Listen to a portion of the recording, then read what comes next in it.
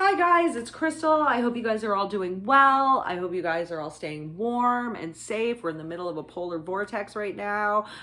So temperatures are real cold out there. So I hope that you guys are all doing well with that. I know in my last video, I'm sure you guys heard a lot of noises. We do have a new member of the family. She's a little puppy, so you may see her pop up from time to time. Don't be alarmed, she actually does live here. If you're new to this channel, like I said, my name's Crystal and I do Canadian true crime or true crime with a Canadian twist. From time to time, we will do crimes from other nationalities, but for the most part, we talk about Canadian true crime here. So hopefully you guys will like this video. Hopefully you guys will subscribe, hit the notification bell. Sometimes it works, sometimes it doesn't. And hopefully you guys will leave me some comments. I love to read what everybody else thinks. If you do leave comments though, guys, please no hate. There's enough hate in the world now. As it is, and we're just here to talk about things and discuss other people's theories because some of them are really interesting. And some of them are things that I haven't thought of myself, so I love to look at that stuff. These videos are for educational or entertainment purposes only, guys, and I don't mean any offense in them. I know I've used certain words before. They're not specific to me. They're specific to the case at the time, especially some of the older ones. And most of the opinions that are in these videos, I attribute to other people. Once in a while, I do add my own opinions. I try not to add them so much because I don't want to sway anybody, but I do try to be as respectful as I can. So thank you.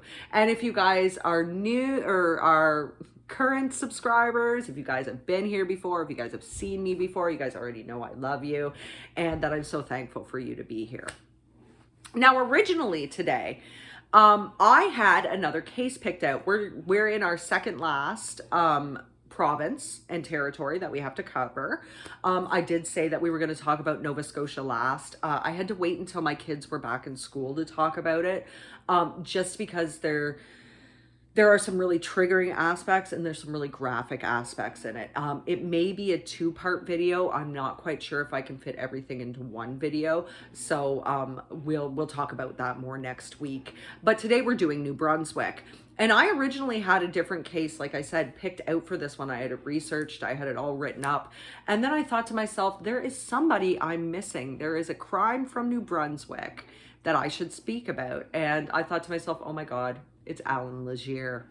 So that's who we're going to be talking about today, is Allan Legere. New Brunswick is actually a fairly small province as well. There's only about 747,000 and change people in it.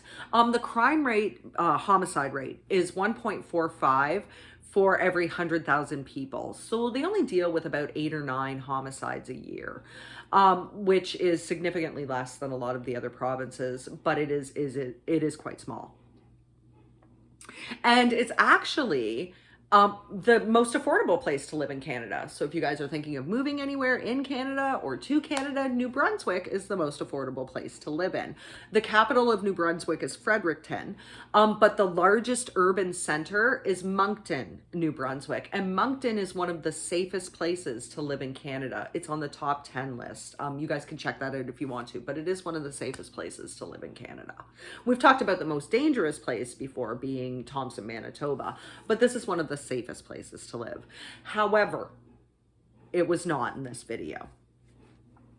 So Allan Joseph Legere was born February 13th of 1948. And I don't know if it's entirely true or not, guys. I guess we could look this up. I've heard it was a Friday. So he may have been born on Friday the 13th. And he was born in a place called Chatham Head. Now, this was in the Miramichi region. Miramichi itself did not become a city until 1995. So what I'm speaking about now is just going to be known as the region of Miramichi. These places are now all part of the city, but at the point in time when we're talking about, which was the late 80s, it was not. It was just a region. That is why Allan Legere is known as the Beast of the Miramichi, because Miramichi hadn't been a city yet. So Chatham Head Chatham, Newcastle, are all neighborhoods now in Miramichi, but at this point in time, they were small places within this region. Now, he was raised by a single mother. His father was never in the picture. And I know he has siblings. I'm not sure how many siblings there are, but I know he does have siblings. And he did have a stepfather at one point in time, but his stepfather essentially abandoned the family. He told them he was going out to the store one night and just never came back. So he was raised by his single mother, and they lived in poverty. I mean, particularly in the 50s and 60s and the 70s too. A single mother household didn't have a lot of money. So his mother did work a lot, but they didn't have that much money. He shared a bedroom with some of his sisters, and Allan Legere himself has said that this was a time when he noticed he was becoming sexually deviant. He was quite young when this happened, but he would masturbate when his sisters would undress. And he acknowledges the fact that this was sexually deviant behavior. He himself told people that he would masturbate as his sisters undressed. And this actually led to him becoming a peeping Tom in his childhood. He would also peep at ladies in the neighborhood. So Allan loved to work out, and he was very proud of his physique, and he was very proud of his body. He became a tall, imposing, muscular man, and he was someone to be afraid of. I don't know a lot about any crimes prior to 1979. I do know that he became slightly obsessed with religion too when he was younger. One time he walked shirtless into a church and basically told them he was their savior, and that the only way they would reach salvation is if they acknowledged him as their Lord and Savior. So he seemed to have a bit of a Jesus complex at that point in time, but he did do this. I have also heard that when he was younger, he worked as a mechanic in Chatham's Head, but also that he may have worked as a car salesman at some point in time. Now, his first known crime, the first crime that I know that he did, other than the peeping, which I don't think he was ever caught for, was in sometime in 1979. He got into a fight with a man. I think it was at a bar, and he grabbed a broken bottle and stabbed the man in the face. He stabbed him in the cheek and twisted it, essentially almost severing this man's face. He almost severed this guy's cheek off. And when police came to arrest him for it, he pulled a knife on them. So this shows he had violent tendencies, but it also shows that he was known to the police at this point in time. Now, on June 21st of 1986, when Legere was 38 years old, he and two teenage accomplices, Todd Machette, who was, they just describe him as being a teenager at that time, and Scott Curtis, who was 19, decided that they were going to rob a convenience store. This convenience store was owned by John, who was 66, and his wife, Mary, who was 61, and their last name is Glendenning. So this convenience store was owned by the Glendennings. The three of them cut the power and then ambushed the couple at the convenience store. Now, for some reason, Allan believed that there was a safe in the convenience store, and he kept demanding that John open the safe. And when John told him there was no safe, he proceeded to savagely beat John to the point where he had boot prints on his face. Like, John actually had boot prints on his face. And while John lay dying, he turned his attentions to Mary, and he beat and raped her as well, because obviously she also said there was no safe. While her husband was dying, he was beating and raping her. Mary lost consciousness, and the three men left. But she was able to regain consciousness, crawl because she had been beaten so badly, to the telephone and phone the police. And so the three of them were arrested fairly quickly for this crime. Now, Todd Machette actually pled guilty to this crime. Scott Curtis and Allan Legere opted for a trial. So they were both found guilty of second-degree murder. Scott Curtis was sentenced to life, and so was Allan Legere. But I believe there was the possibility for parole for both of them. I know in the case of Scott Curtis, definitely after 16 years. So he was sent to Renous. I'm going to call it Renous. It could be Renous, Renous, Quarryville, which was the maximum security prison that was in New Brunswick. However, during his trial, Allan successfully picked the lock of his handcuffs and tried to escape.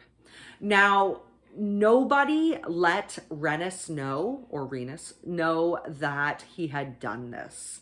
Now, it's said when he was in Renous that he got along well with the staff. The staff didn't have any problems with him, but he was kept in segregation. However, they had no knowledge of his successfully picking the handcuffs and trying to escape. They had no knowledge of this. So on May 3rd of 1989, Allan Legere was taken to the hospital. And you might be wondering to yourself, well, why was he taken to the hospital? Well, that's because Allan Legere would take a piece of metal and repeatedly jab it in his own ear to give himself an ear infection. So hospital staff had to take him there. They were unaware of the fact that he had made a previous escape attempt. So May 3rd, of course, of 1989, they took him to a hospital. And I believe it was in Moncton where they took him to the hospital. And he told them he had to go to the bathroom. And he was let into the bathroom unguarded. So the guard that went with him did not keep total watch of him. While he was in the bathroom, he had secreted in a certain orifice a piece of metal. I know you guys know what I'm talking about. A piece of metal, which he then used to successfully, once again, get himself free from his cuffs. He then left the bathroom and used the piece of metal as a weapon. He was brandishing it around like a weapon, which, knowing where it came from, is even more disgusting. But anyway, he was able to leave the hospital. Once he was in the hospital parking lot, he carjacked and basically held hostage a woman named Peggy Olive. Now, he only used her until he was able to get off the hospital parking lot. So Peggy Olive was able to escape unharmed from him. He essentially let her go. And thus began basically the longest manhunt in Canadian history, in modern Canadian history for sure, and one of the largest manhunts in Canadian modern history as well. This was a 7-month odyssey, guys, and it lasted 201 days.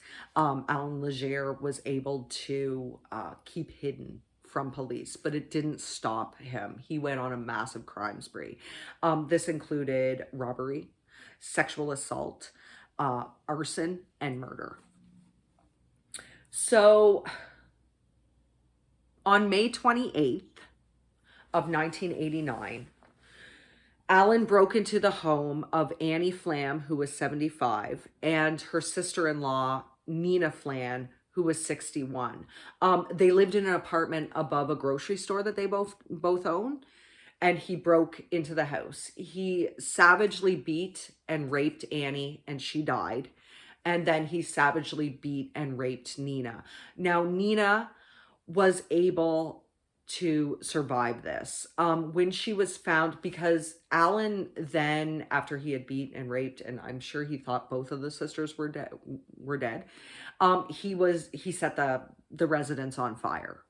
So when firefighters came, they were able to find Nina, who was semi-conscious, badly burned, beat, and raped, on the stairs, and she was able to speak to police. Police were also able to recover DNA from her. They were able to recover semen and hairs from her that had not been damaged in the fire. Now, Nina told police that she had heard a man's footsteps coming up the steps. So when she opened the door to see who it was, an intruder she didn't know, a man came into the room. Savagely, he was able to overpower her first. Then he savagely beat her, tied her up, raped her, and then tucked her into bed very tightly. then he proceeded to attack Annie. So while he was doing that, she was able to free herself. And at this point in time, he had set the building on fire. And she was able to run through the fire, and she collapsed on the stairs. What's so interesting about this is that DNA was it was known, but it was more in its infancy. It wasn't used a whole lot. And when it was used in Canada, it was more about wrongly convicted people. So Allan Legere's is basically the first case where they were able to convict an offender based on DNA evidence. The police found this evidence and they wanted it tested. So they sent it to the newly built crime lab in Ottawa that did DNA testing. But the RCMP, of course, was called in at this point in time, and the RCMP and police were able to notice links between the Glendenning attack, rape, murder, robbery, and what had happened to the Flam sisters, F-L-A-M, sorry guys.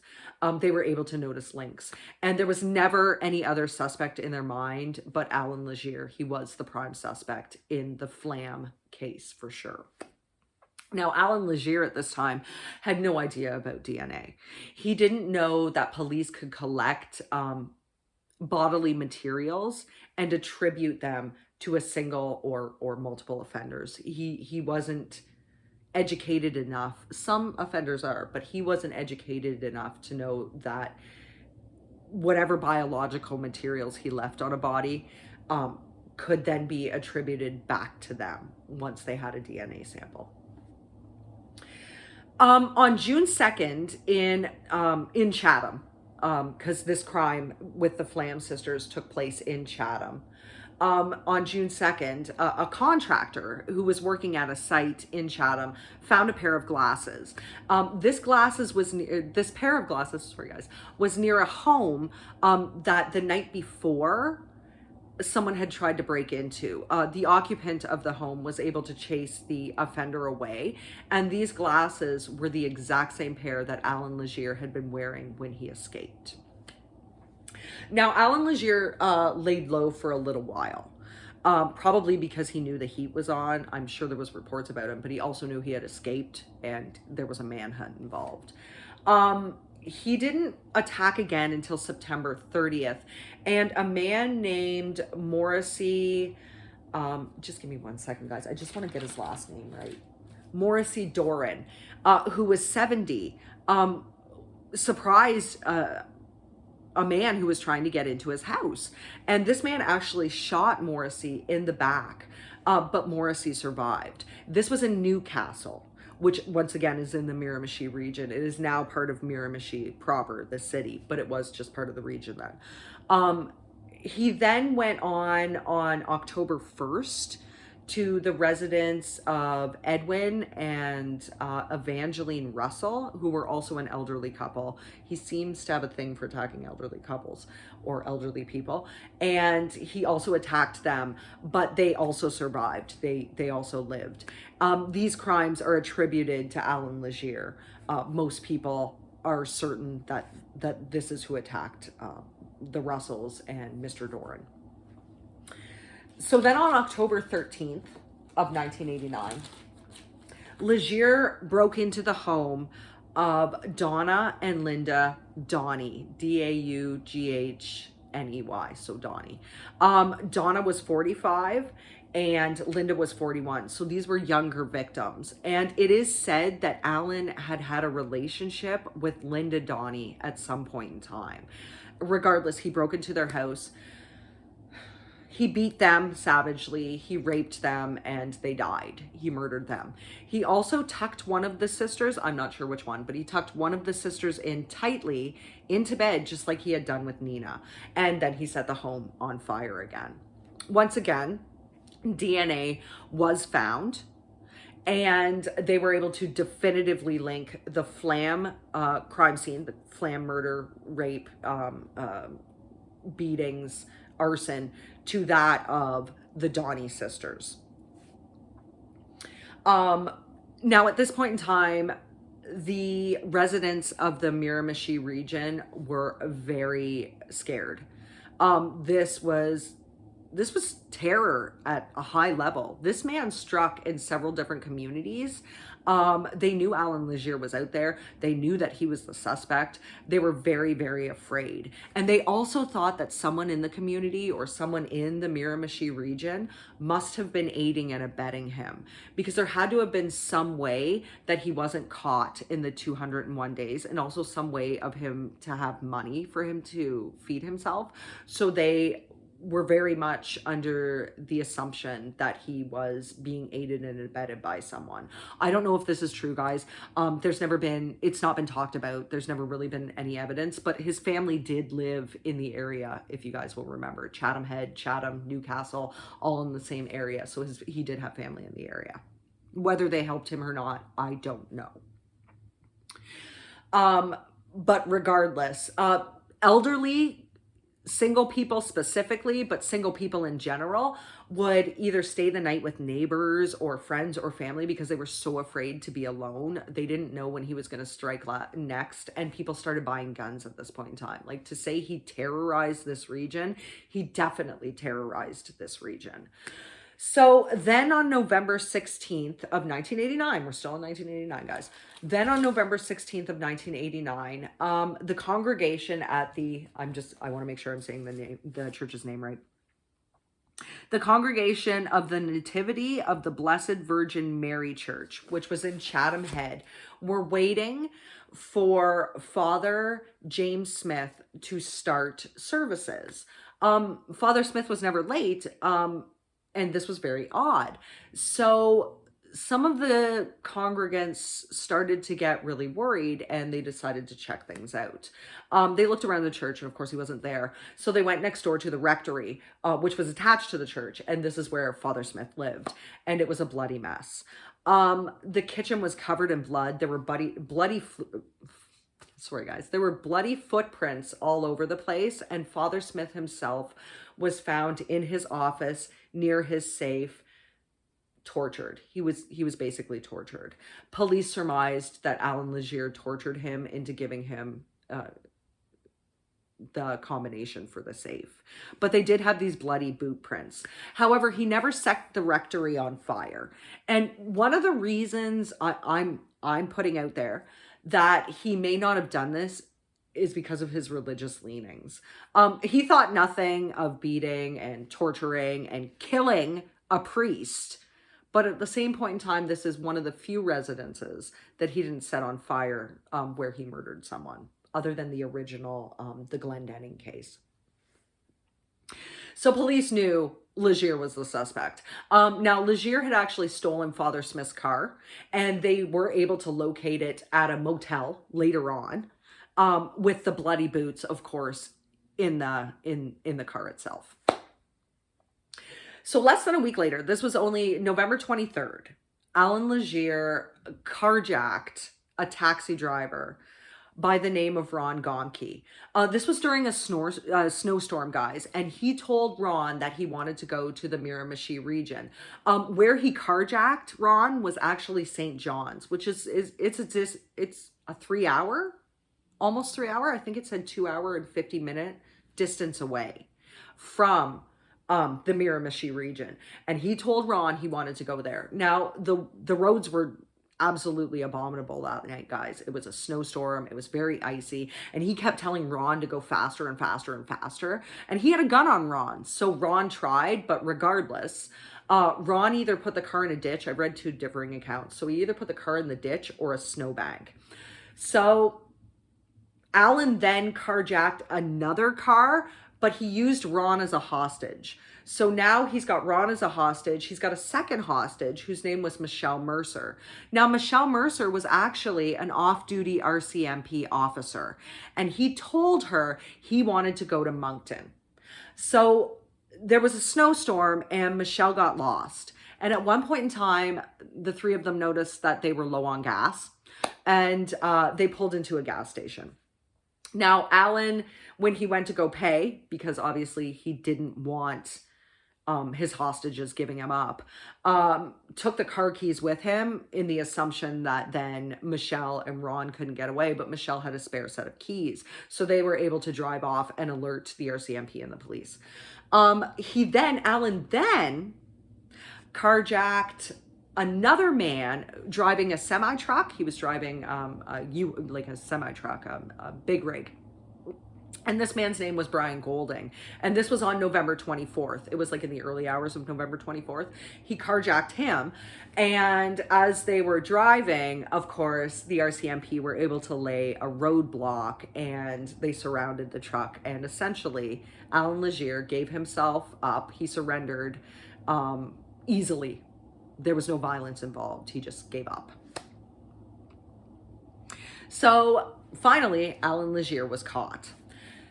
Now, from what I've heard, actually, I do want to point out that this car chase, this long 3-victim car chase, let's just say, started in St. John and ended somewhere near Rogerville. Just if you guys wanted to know that. So they took him into custody. And I did hear that in August of 1990, he was sentenced to an extra 9 years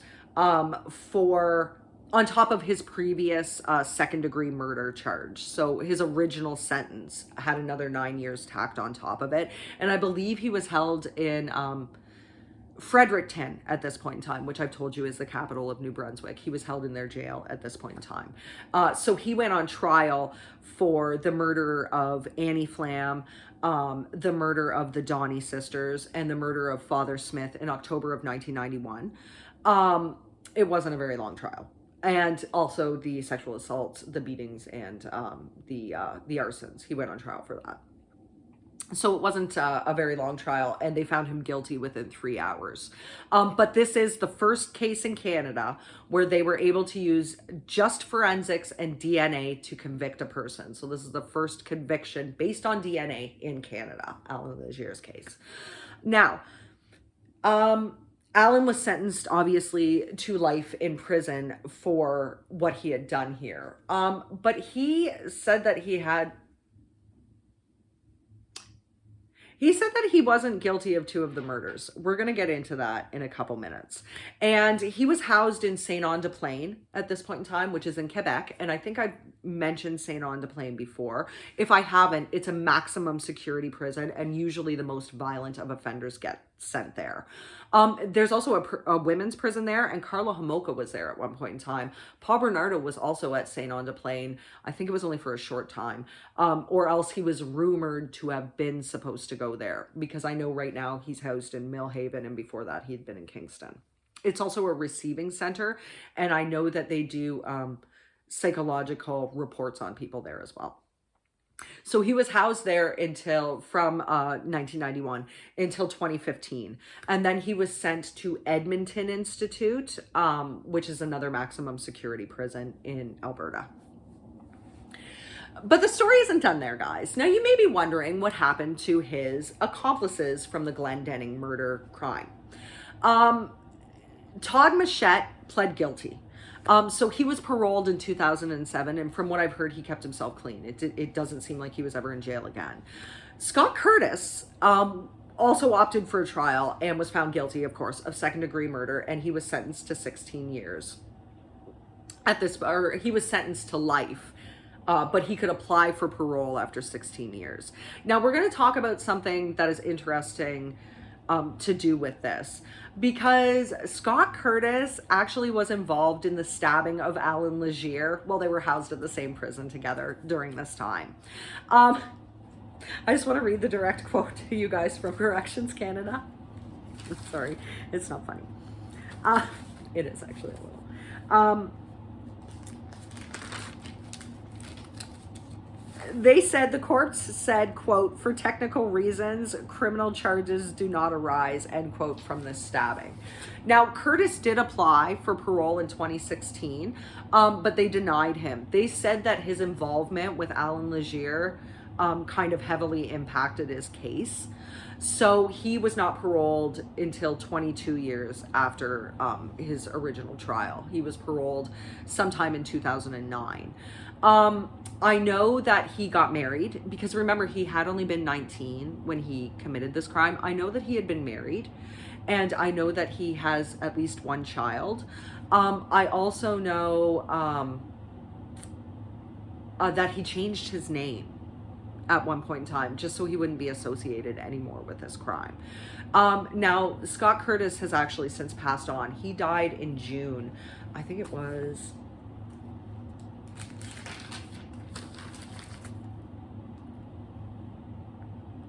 He died June 7th of 2019. So it's actually very recently that he died. And Corrections Canada was uncertain as to whether he was still on parole when he died or if he was back in prison. Now, here's the thing with life imprisonment in Canada. I've mentioned life imprisonment before in Canada, and I've told you guys that it's 25 years. And then you can apply for parole. In the case of second degree and manslaughter, there's different rules. You can apply for parole after certain amounts of time. But in first degree murder cases, it's automatically 25 years without parole. Now that means you're released on full parole, so you're living your life outside of prison walls, but Corrections Canada and the parole board are obviously supervising you out in the community. Like, you're basically on parole then for the rest of your life. So any little thing that's criminal can get you sent back to prison, like too many unpaid parking tickets, driving offenses. You can be sent back to prison again and your parole revoked. But Corrections Canada for the rest of your life supervises you. That's what life is. So yes, you're out of prison, but you're still being constantly watched. I just wanted you guys to know that. That's a little bit of information about that. That's why I said Corrections Canada was uncertain as to whether he was in prison at the time. So he must have gotten into some trouble, or if he was still out on parole. Now, Allan Legere actually has the distinction of being a dangerous offender in Canada.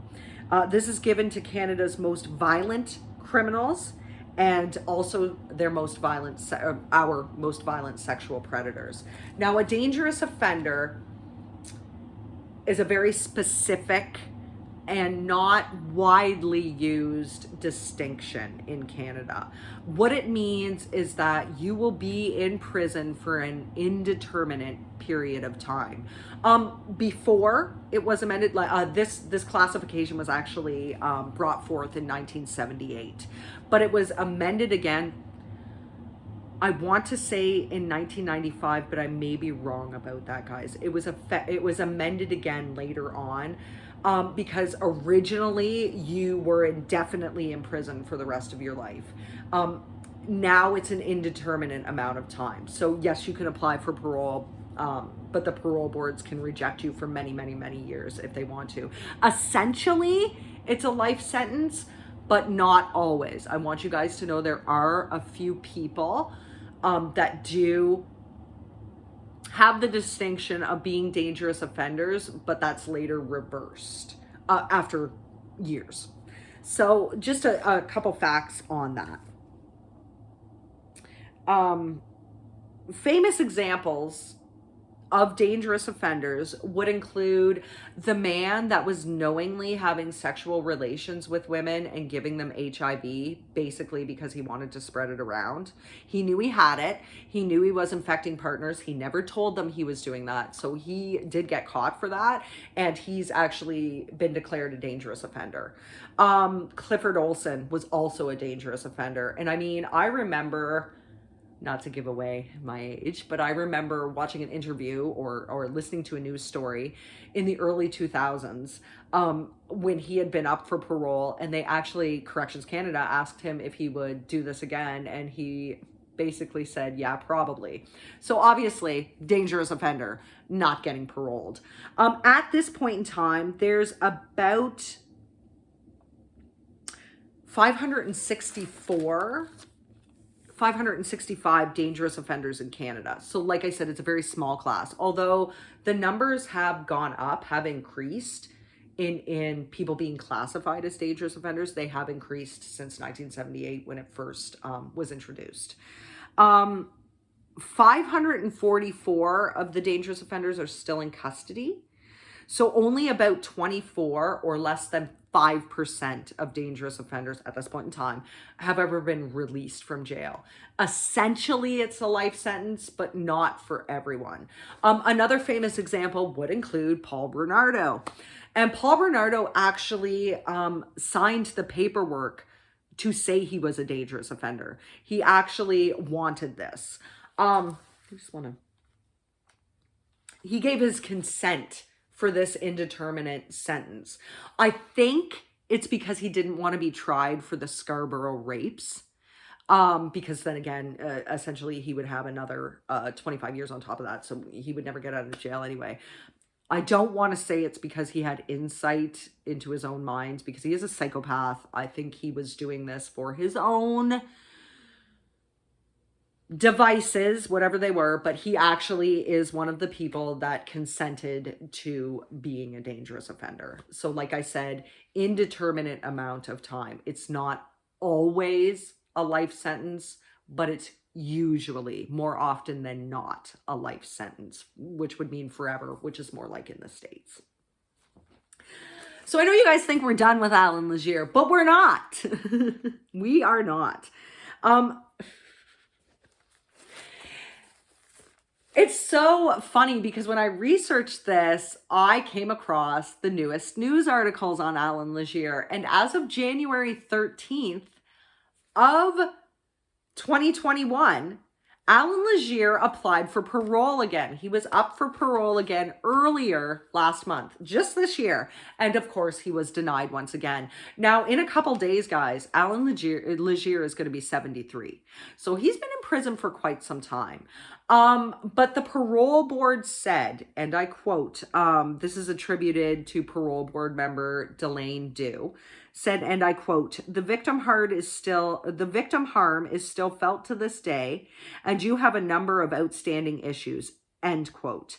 Allan Legere tried to claim he is now a, quote, changed man, but obviously the parole board wasn't buying it. He also tried to say, like I said before, that he wasn't to blame for 2 of the murders. This would be 2 of the murders in the 1989 crime spree. It had nothing to do with the Glendennings.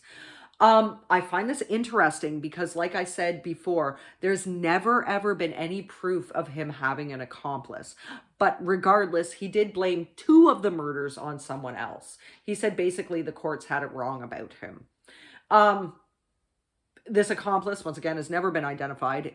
I don't think he exists or she exists. I think it's just something that Allan Legere tried to say. But regardless, he'd still be responsible for 2 of the murders. And I believe this would have been Annie Flam and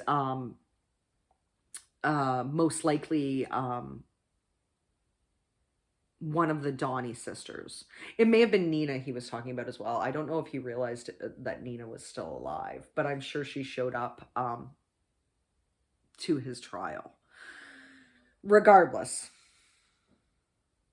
his parole officer, who's a woman named Mercedes Garcia, also does not believe that Allan Legere should ever have parole. She doesn't believe he should have full parole. She doesn't believe he should even have day parole. He is just too much of a dangerous guy.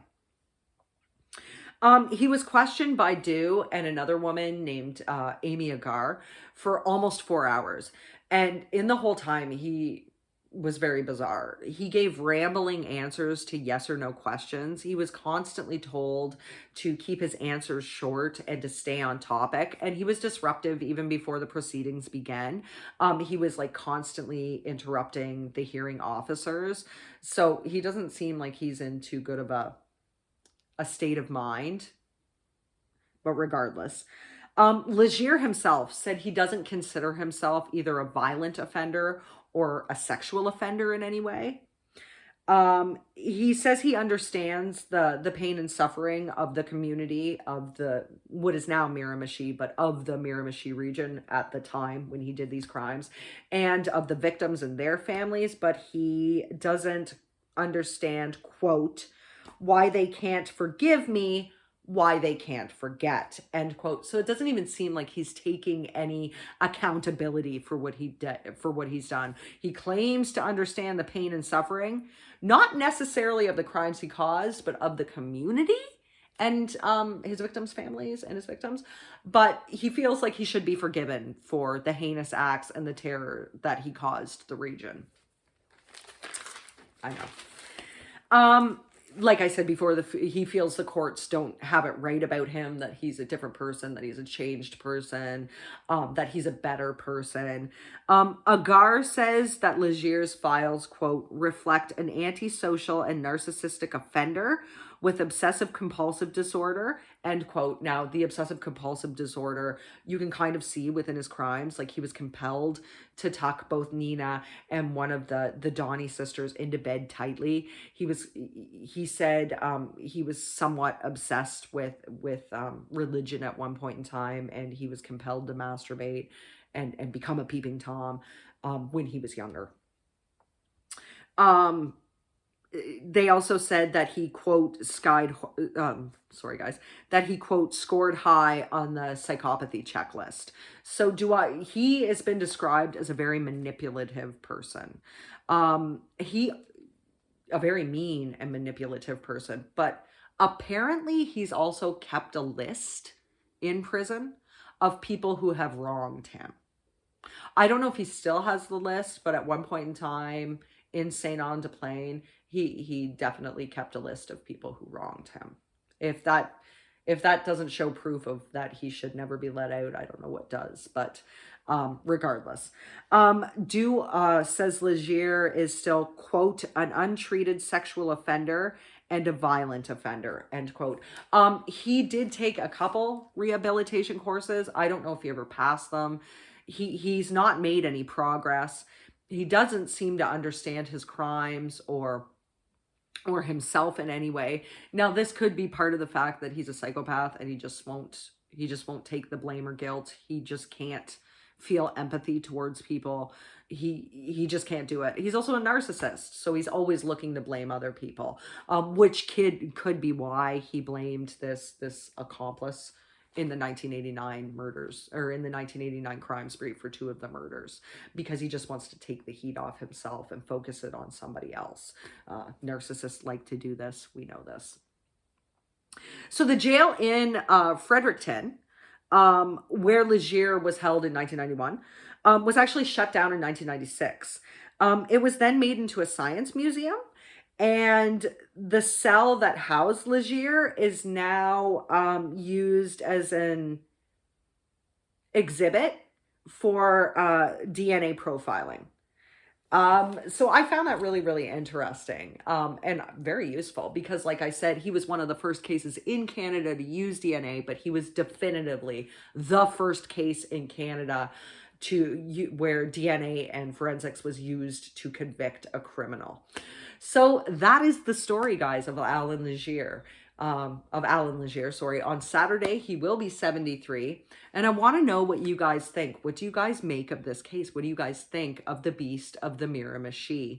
Do you think that Allan Legere should ever be let out on parole? I myself don't believe he should.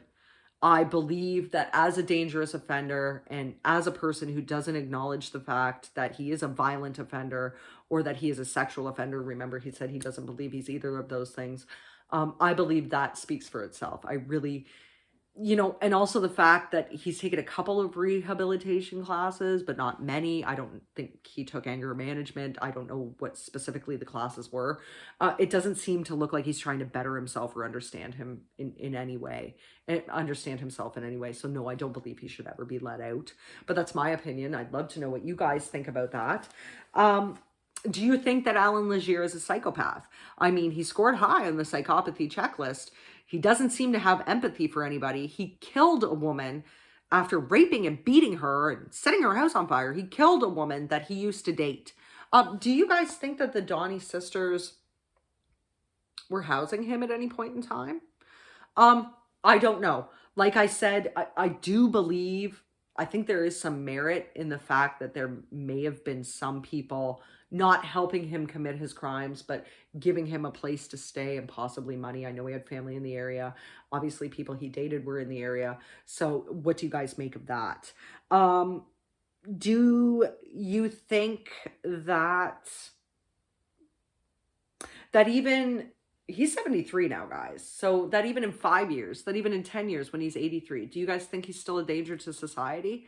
I mean, I tend to believe, because he's keeping a list, or he has kept a list of people that wronged him, that even if he's older and frail, I tend to believe that he's still a danger. I mean, look at Joseph James D'Angelo. Remember the Golden State Killer, right? He was very old when they apprehended him. And he presented himself to look old and frail, but some of his neighbors actually said that they swore he was like 50. He moved around quick and he moved around fast. So it seemed like an act. Do you think that he should ever be released into society? Do you think that the jail made a mistake in not notifying Renus that he had escaped, or that he had successfully opened his cuffs and tried to escape? Do you think that the jail should have told Renus that this happened? I feel that they should have.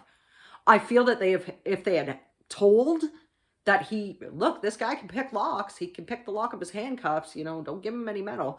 I think that they would have monitored him closely, like a lot more closely, maybe kept metal away from him or sharp objects away from him. And I don't think that they would have left him in the bathroom unguarded. Of course, then again, he could have asked to go to the bathroom, had a guard with him, and stabbed the guard. So I don't know. He may have always been able to escape anyway. But I'm just saying, I think that the jail had a responsibility to tell Renus that this had happened, so that they could have been more watchful. What do you guys make of the dangerous offender designation in Canada? Do you think that we should be more like the United States? When they say life is life. Like, if a person can be sentenced to 99 years, do you think we should have sentences like that? I know we talk about concurrent sentences and consecutive sentences. So concurrent sentences would be, say you had 3 concurrent life sentences. That means absolutely 25 years without the possibility for parole. Concurrent means they all run together. Let's say that you had 3 charges of robbery, and each of them carried 10 years. That would mean that you would spend 10 years in jail. It was none of the 30-year sentence and then you're free, because they all run together. So you'd spend 10 years and then you'd be paroled. Whereas consecutively means back to back to back. Now, I know you guys are thinking, well, that sounds better, right? 25 years, 25 years, 25 years. That's not how it works. It means that after you've served a third of your consecutive sentence, so 10 years, you had the 10 years, you could be paroled after 7. Let's say, give or take, a third of your sentence. So it's easier to get parole in a consecutive sentencing. But that's if the parole board says yes. Whereas concurrently, it does mean parole after the 10 years. That's just my example of robbery. But what do you guys make of that? Do you guys feel that Canada is too easy on murderers, especially serial killers? Robert Pickton is not a dangerous offender. There's always the ability for them to declare it, but technically speaking, in 2027, Robert Pickton can apply for parole. Doesn't mean he's going to get it, guys. We know that. And they could later on distinguish him as a dangerous offender. But do you think people like him, like a serial killer, should be out on parole in 25 years? Do you think they're ever reformed like that? That's an interesting fact too. I want to know what you guys definitely think about the life sentences in Canada. What do you think about being a dangerous offender in general? Do you think that all serial killers should be defined as dangerous offenders? Definitely, they've showed their violence. Definitely, in a lot of times, I'm not going to say all the time, but in a lot of cases with serial killings, there's usually a sexual element. Not all the time, guys. but in most cases, or in quite a few cases, or I don't want to say most, I'll say quite a few cases there are. Do you think that if you're a serial killer, you should be automatically defined as a dangerous offender? To me, I do think that. Willie Pickton not being a dangerous offender as of yet, it's a little scary. Bruce McArthur, also not a dangerous offender, but despite his age, we know despite his age that he was still killing. So what do you guys make of that? That's it for this week. Hopefully, guys, you will like this. If you haven't already subscribed, I hope you do subscribe. Hit the notification bell. I hope you guys will leave me some comments on this. It's quite a wild ride, so tell me what you think. I'd love to know. And hopefully, I will see you back next week when we get into our final province before we talk about crimes in other various provinces. I don't want anybody to feel neglected. And I do want to remind you, next week will be a doozy. There are going to definitely be some triggering aspects. There are warnings for next week, so just prepare yourself. But I do hope that you will come back and join me next week, and I will see you later. Bye, guys.